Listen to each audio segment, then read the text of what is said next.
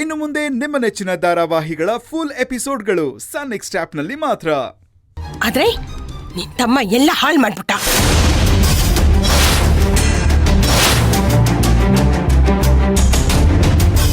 ಏನು ನನ್ ತಮ್ಮನ?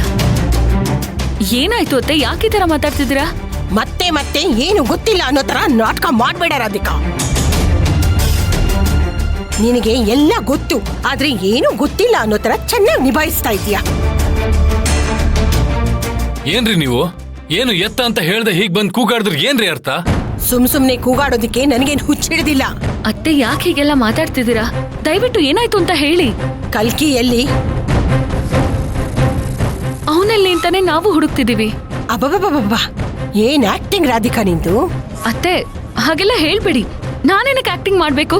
ಅವನೆಲ್ಲಿದ್ದಾನೆ ಅಂತ ನಿಮಗ್ ಗೊತ್ತಿದ್ರೆ ನೀವೇ ಹೇಳಿ. ಏನ್ ಬೀಗ್ತೀವ್ರಿ ನೀವು? ಹೊಸ ಮನುಷ್ಯರಾಗಿ ಬದಲಾಗಿದ್ರಿ ಅಂದ್ಕೊಂಡ್ರೆ ದಿಢೀರ್ ಅಂತ ಹಳೆ ಪಂಕಜಮ್ಮ ಆಗ್ಬಿಟ್ರಲ್ಲ.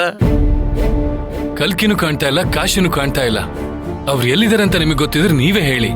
ಕಾಣಿಸ್ತೇ ಇರೋದು ಅವ್ರಿಬ್ರಷ್ಟೇ ಅಲ್ಲ, ನನ್ ಮಗಳು ಕಾಣಿಸ್ತಾ ಇಲ್ಲ. ಎಲ್ಲಿ ಅವಳು?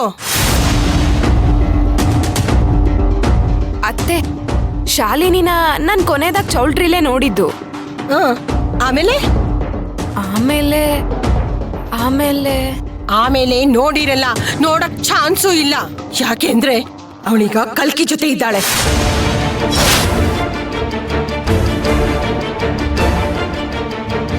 ಅತ್ತೆ, ಶಾಲಿನಿ ಕಲ್ಕಿ ಜೊತೆ ಇದ್ದಾಳಾ? ಹೌದು, ನನ್ನ ಮಗಳು ಶಾಲಿನಿ ಈಗ ಕಲ್ಕಿ ಜೊತೆ ಇದ್ದಾಳೆ. ಅಲ್ಲ, ಕಲ್ಕಿ ಜೊತೆ ಶಾಲಿನಿ ಯಾಕಿರ್ತಾಳೆ? ಅತ್ತೆ ಯಾಕೆ ಇಷ್ಟೊಂದು ಕೋಪ ಮಾಡ್ಕೊಂಡಿದ್ದೀರಾ?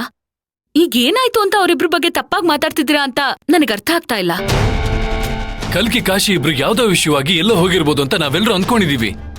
ನೀವು ನೋಡಿದ್ರೆ ಬೇರೆ ಅರ್ಥ ಕಲ್ಪಿಸ್ತಾ ಇದ್ದೀರಾ. ಕಲ್ಕಿನ ಶಾಲಿನಿನ ನೀವೆಲ್ಲ ನೋಡಿದ್ರಿ?